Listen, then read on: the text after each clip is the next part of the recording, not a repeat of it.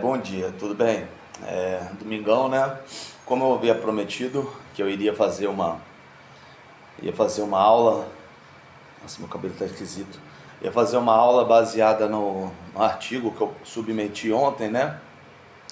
E pretendo utilizá-lo em várias aulas futuras que eu venha a dar, né? Inclusive eu era o professor de epistemologia da educação física, aprovado, contratado, e dado aula, inclusive vencido um semestre de metodologia de pesquisa científica, epistemologia da educação física, fundamentos do lazer e corpo, expressão e linguagem, sem qualquer reclamação. Enfim, a partir do momento que um pequeno grupo seleto de alguns alunos, meu Deus, cabelo feio, que fizeram uma reclamação, e essa reclamação é quem faz primeiro, né? Geralmente quem faz a reclamação primeiro que né? No caso, porque eu tenho inúmeras reclamações a fazer deles também, inclusive já havia feito, né? 3 semestres já que me acompanham. Falta de caráter, falta de ética, entendeu? De combinar uma coisa e fazer outra. A gente combinar 2 aulas práticas no fim da disciplina, mas que todos participassem. Os que apresentaram na primeira vieram e os que vieram na segunda simplesmente desapareceram. Falar que entende de determinado assunto e na hora da apresentação demonstrar qualquer desconhecimento total.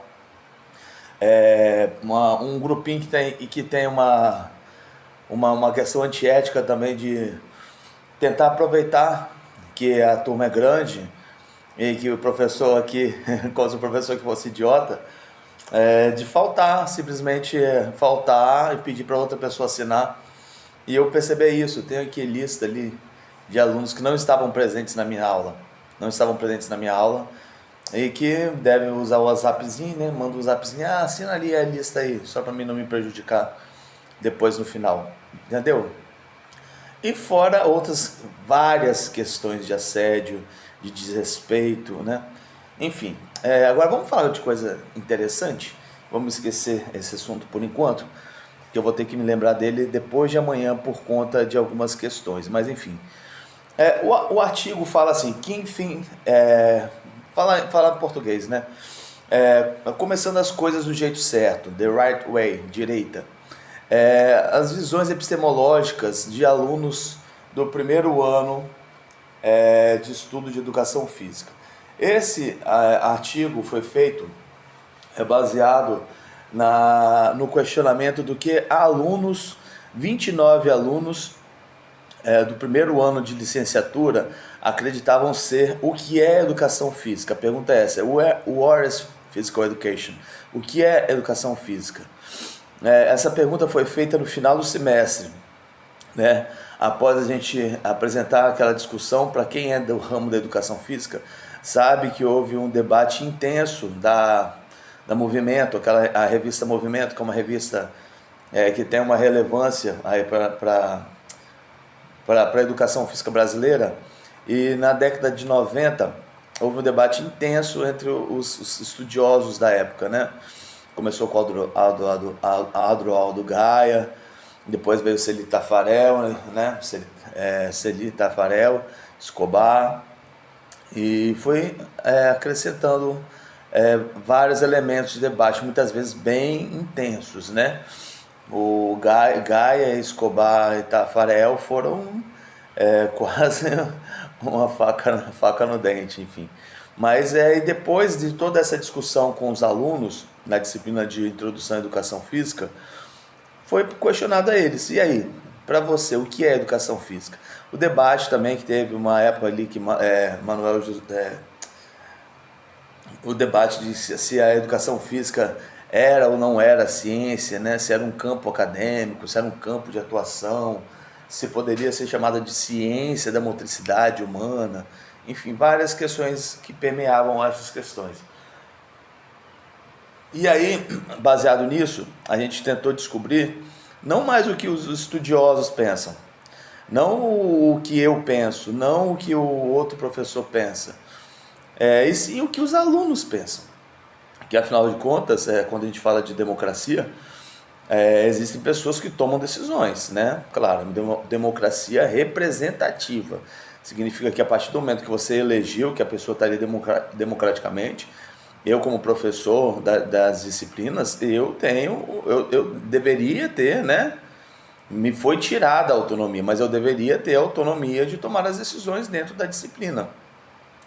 É, mas, enquanto elemento democrático, o debate está em aberto, né? A decisão final é tomada por um docente, por um responsável, e na política a mesma coisa. O debate está aberto a todo momento para todas as pessoas. O livre de direito à expressão. As pessoas têm direito a se expressarem como bem quiserem, fazendo os testes semióticos, epistemológicos, políticos que quiserem, para ver como isso caminha. E mais, como é representativo, existem pessoas que têm o poder, a tal da canetada, né? Tem pessoas que têm o poder de tomar a decisão final. Inclusive tem aí a galera aí que vocês que está aí tomando decisões aí, e será que estão tomando decisões da melhor forma possível? Se você acha que sim, ok, continue. Se acha que não, eu acredito que está na hora da gente talvez fazer alguma modificação aí, né? Mas enfim. Então a intenção foi entender qual era a visão daquela turma dos alunos, né?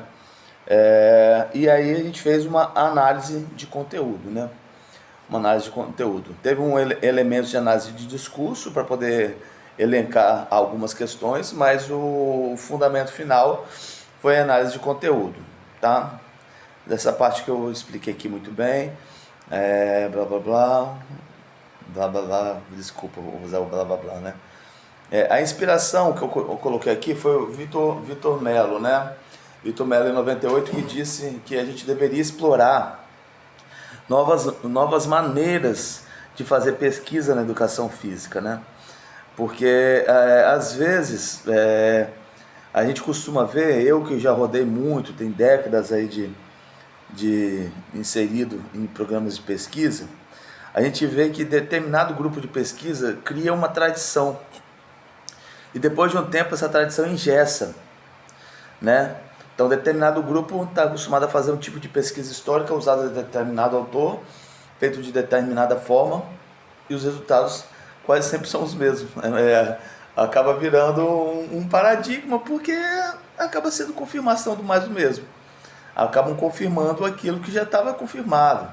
Chega um ponto que a pesquisa ela deixa de ter o seu caráter relevante para a ciência brasileira e passa a ser apenas, como se diz, um processo de formação de um pesquisador para o laboratório continuar recebendo recursos financeiros, para as revistas, algumas revistas até patrocinadas pelo próprio laboratório, continuarem publicando, para receberem editais financeiramente, para publicarem livros. Alguns grupos de pesquisa têm até eles próprios, a própria editora, onde colocam os próprios livros. Então acaba sendo uma privatização do serviço público. Cheguei no ponto que eu queria falar. Teve um print que eu coloquei faz menos de um mês, falando que a Universidade Federal não era pública. E agora eu queria chegar nesse ponto e pedir para vocês me cobrarem. Alguns me cobraram, mas eu ainda queria deixar um pouquinho, descansar um pouquinho por conta de tudo que eu estou passando. Está sendo estresse, você nem imagina. Mas enfim, fazendo um tratamento, voltei a dormir, estou ficando um pouco mais tranquilo agora. Mas por que não é pública? Ela é pública porque você não precisa pagar para poder entrar. Você passa por um processo seletivo público e aberto, né? Para você ser aprovado, como eu fui aprovado já inúmeras vezes. Todas as vezes que eu tentei eu fui aprovado. Não é me gabando, mas é falando a verdade. Eu sempre fui uma pessoa que meu pai e minha mãe sempre me colocaram para estudar. Então eles infelizmente arrumaram encrenca com uma pessoa. Se eu fosse um segunda classe, ok, sem problema algum. mas estou sempre passando em primeiro. Eu fui aprovado no vestibular da UFES, na parte da educação física bacharelado, concorrendo com a galera que já estava formada em licenciatura. A galera já tinha passado 4 anos e meio estudando educação física no curso de educação física da UFES. E eu concorri com ele sem ter estudado educação física. E passei em primeiro lugar. Então, quer dizer, eu creio que eu gosto de estudar. Eu creio que eu estude bem. Na CEDU 2022, eu não passei na discursiva, porque a discursiva tem alguns elementos ali também que eu até entrei com recurso. Mas a objetiva, eu fiquei em primeiro lugar nas objetivas da CEDU do Espírito Santo. Vai ter outro concurso agora, eu vou tentar montar um preparatório para vocês. DT da Serra, que é a melhor carreira do Espírito Santo, eu passei em primeiro lugar no DT. Não assumi por conta de todas essas questões aí que estão levantando para cima de mim. Agora o efetivo, eu fiquei em segundo lugar. Agora eu vou tentar, talvez pelo menos o efetivo, vou tentar assumir, porque está havendo um diálogo um pouco melhor entre essas pessoas, ok? Então eu acho que eu entendo um pouco. No concurso que eu passei para o concurso de substituto em 2017 sem ter terminado o bacharelado. Eu passei nesse concurso agora, eu fui o único doutor que ficou. Eu só me tornei dispensável a partir do momento que entraram vários mestres, vários substitutos mestres. Eu tenho doutorado. Isso, inclusive, afetou até questões em outros estados, que a gente está vendo aí também juridicamente. Mas, enfim. Então, o Vitor Mello falou para a gente explorar várias outras formas. A gente fez a análise de conteúdo utilizando o Richardson, análise de discurso a gente usou Guedra, uma parte a gente usou Orlandi. Então, misturando a análise de discurso com a análise de conteúdo, a gente criou categorias conceituais, né, relacionais, pessoais e sociais, ok? Sociais e relacionais acabam sendo um pouco similares, mas tem uma diferença quando social, pensando de forma mais ampla, no relacional sendo algo mais próximo aqui, né? Uma relação mais próxima, direta que a pessoa tem, e social tentando pensar de uma forma um pouco mais ampla, ok? A gente utiliza trabalho de Bra, Vaz, Fürsten, nossa, esse sobrenome dele é difícil, Fürstenschreiber, acho que é alemão, né? Para poder utilizar, para poder embasar. E depois de várias discussões, os alunos conseguiram ter uma visão não só a individual, né? Porque eu também fiz isso na minha disciplina, quando eu estava dando aula de epistemologia, e um aluno, Vinícius, cadê? Está até guardado em algum lugar. O Vinícius me deu uma resposta maravilhosa, que o professor de educação física é aquele profissional que pode te afastar ou te aproximar da saúde. Isso aí, palavras de Vinícius, um aluno meu de epistemologia, que eu gostaria de continuar dando aula para ele, como eu dei aula para ele também esqueci uma outra disciplina, mas enfim, mas foi meu aluno 2 semestres. Eu tenho vários alunos nota 10, vários alunos exemplares. E eu acredito que por conta desses alunos, eu acredito que eu continuaria dando aula. Thales era um aluno maravilhoso também, muito, muito bom. Tem uma menina, esqueci o nome dessa menina, que é da ginástica. Esqueci o nome dela, ela era muito inteligente. Os apontamentos dela eram sempre bem pertinentes. Enfim, mas por conta de um número minúsculo, estão criando essa bola de neve toda. Mas, eu não vou recuar, não. Não vou recuar. Então a gente faz a análise de dados, dividimos em várias ideias centrais, ideia central A, B, C, D, várias ideias centrais, que eu não vou me aprofundar, B, T, e depois a gente categorizou o que eram ideias conceituais.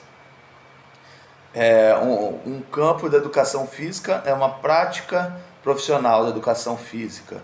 Campos relacionais, campos pessoais, que é o que cada um pensa individualmente, os campos sociais.